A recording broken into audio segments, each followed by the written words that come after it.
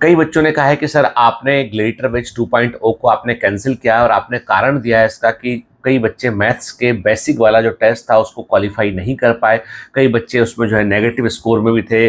और ये तो आपका फ़र्ज़ है कि आप बच्चों को बुलाएं, पढ़ाएं और आप उनको ऐसे ट्रेन करें कि वो एग्ज़ाम निकाल लें। और आप तो बोल रहे हो कि आपको होशियार बच्चे अंदर चाहिए और आप उनको सेलेक्ट कराओगे, तो आपने खुद क्या किया? आपको तो कायदे में जो बिलो एवरेज बच्चा है, जो एकदम औसत से भी बहुत नीचे है, उसके साथ आपको मेहनत करनी पड़ेगी, तो आप एक तो अच्छे टीचर कहलाओगे। आपकी बात बिल्कुल वाजिब है, सही है कि एक शिक्षक को जो है वो अच्छे या बुरे में भेद नहीं करना चाहिए, उसको सबके लिए जो है वो कोशिश करनी चाहिए। लेकिन क्या होता है, एक होता है अनरियलिस्टिक एक्सपेक्टेशन, उससे हम बचना चाहते हैं।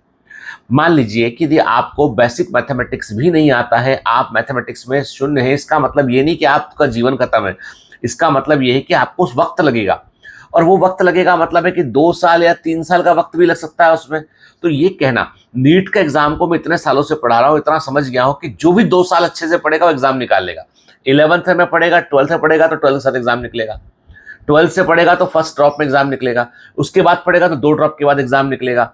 जब भी पढ़ेगा आदमी पूरे शिद्दत से, तो क्योंकि 2 साल का कोर्स है, 11th का और 12th का 2 साल का कोर्स है, 2 वर्ष का वक्त लगता है। तो कोई भी ऑफलाइन कोचिंग जो कहता है कि 10 महीने में मैं 11 12 दोनों का कोर्स जो है तुमको जीरो से हीरो बना दूंगा, तो ये पॉसिबल नहीं है।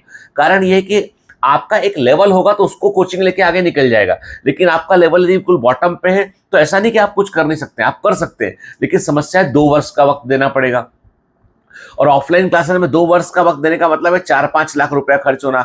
और मैंने देखा है कई बच्चे इतने हम्बल बैकग्राउंड से आते हैं कि वो बाहर खाना एक टाइम खाते हैं, एक समोसा खाते हैं, एक टाइम खाना खाते हैं और दिन भर रहते हैं वो, और ऑफलाइन कोचिंग की फीस भरते हैं, भले ही डिस्काउंटेड फीस हो। अब जब खाने के पैसे नहीं है तो डिस्काउंटेड फीस भरने के बावजूद एक बर्डन रहता है। तो मैं कहता हूँ बेटा ऐसा ऐसा मत कीजिए।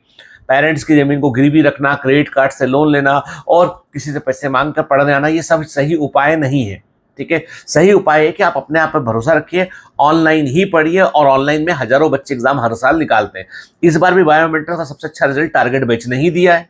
तो मैं तो ये सोचने पर मजबूर हूँ कि क्या वाकई में ऑफलाइन बेहतर है ऑनलाइन से? मैं कहता हूँ online is much better than offline, यदि आपका बैकग्राउंड हम्बल है और आप मेहनत करने को तैयार है तो। लेकिन प्लीज बेटा, है ना, मतलब कहने का मतलब ये है कि आप इसके लिए ऐसा ना बोले मुझसे, क्योंकि कारण ये है बेटा कि ये रियलिटी आपको भी पता होना चाहिए, हमको भी पता होना चाहिए कि हम चमत्कार नहीं कर सकते हैं, और आपको पता होना चाहिए कि भाई जिन बच्चों का मैथ्स कमजोर है थोड़ा वक्त लगेगा बेटा, लेकिन एग्जाम निकल जाएगा, चिंता मत करो। All the best.